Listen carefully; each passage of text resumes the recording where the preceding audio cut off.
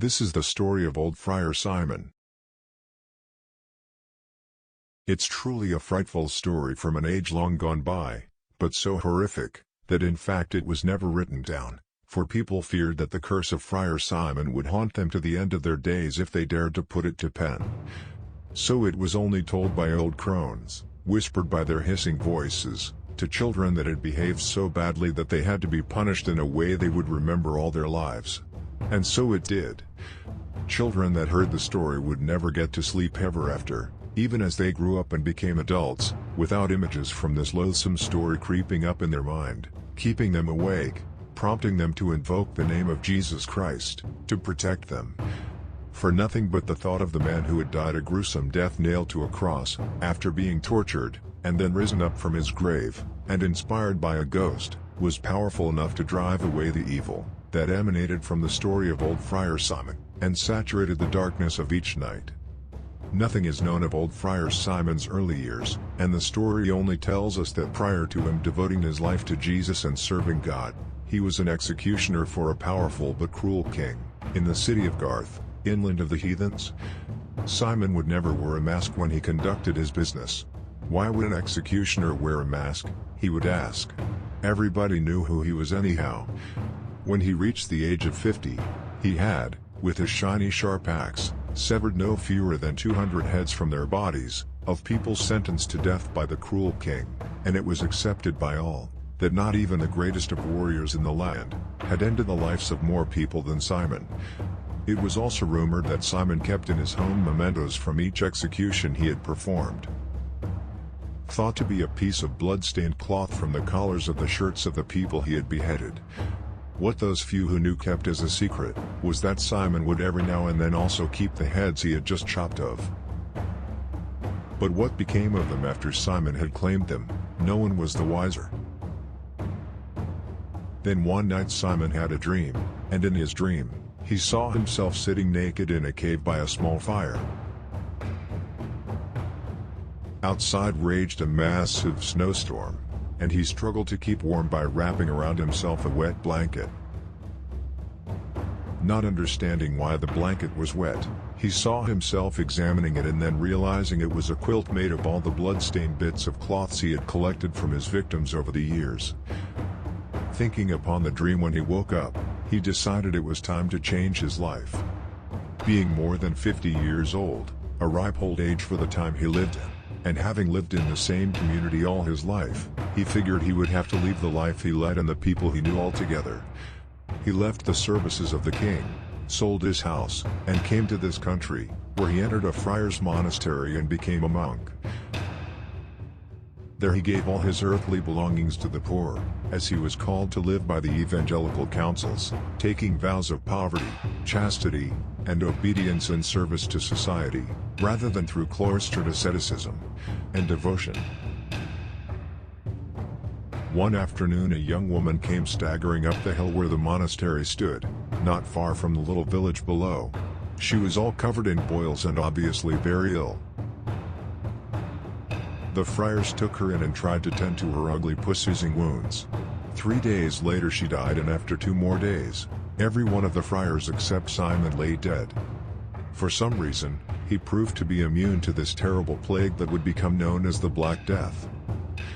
It became Simon's lot to minister to them their last rites and then bury them. In the small village close to the monastery, it went the same way. Within a few days, every one of the villagers died covered in black bursting boils.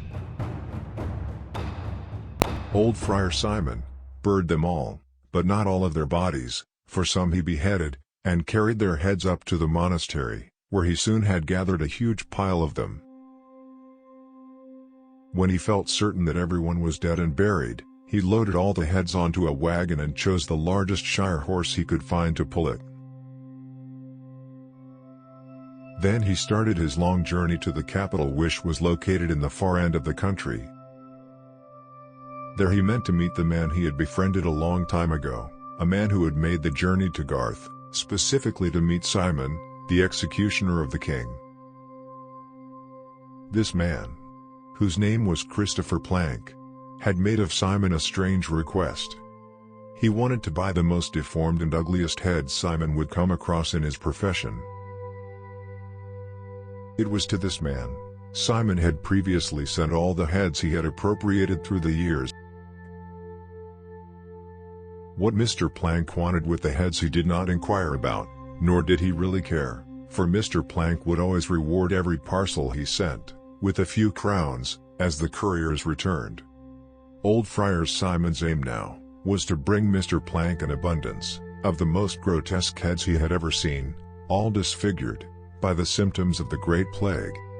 The money he would get might help him perhaps to found a new monastery or to re-establish the one he had belonged to. Everywhere old Friar Simon went across the country, with his wagon full of rotting heads, he would unknowingly help to spread the plague. Sometimes people would rush toward him when they saw his wagon, seeking his blessings and kind words, and he would lay his hands on their heads. A few days later they too would be dead. Finally, after many weeks on the road, he came to the capital. The gates to the city were closed, as news of the horrible plague that was laying the countryside to waste had reached the capital. But seeing it was a holy man, the guards of the gate let him pass. It did not take him long to find Mr. Plank, who was quite surprised to see him. And when Simon showed him the cargo he had brought him, he burst out laughing. "Do you know what I do?" he asked Simon. No, Simon did not know that. "Come and let me show you," said Mr. Plank, and together they walked into the middle of the city. And there arose, in front of old Friar Simon, the most magnificent thing he had ever seen. An enormous cathedral, clearly newly finished, filled his view as he approached.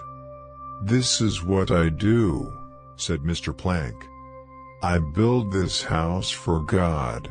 I am the architect." Simon stared in awe at the mighty towers of the church that seemed to stretch all the way to heaven, and the hundreds of statues of saints and doctors that were paraded along the walls of this megastructure. Shaking his head in wonder and bewilderment, old Friar Simon asked Mr. Plank, "But what did you do with all the heads then, that I send you?" "Take a closer look," Mr. Plank replied. And as Simon did, he realized that he knew some of the faces on the walls of the cathedral. Not the faces of the saint and holy folks, but the faces of the gargoyles, the deformed faces of evil, placed there to scare off other evil that might want to break the sanctity of the church. There, cased in plaster, were the heads of some of the people he had beheaded over the years, some with their limp tongues hanging out of their mouths, some with their eyes gouged out, and some with their teeth knocked out. He remembered having had a hand in that himself to make their appearance a little more horrific. "As you can see, I have no need for more heads," said Mr. Plank, smiling as they walked back to his house. 3 days later old Friar Simon gave the last rites to Mr. Plank and then went on to do the same for as many that he could, of the thousands of people within the capital, who met their Maker there in the next few weeks. It has been estimated that old Friar Simon alone caused the death of no less than 4 million people.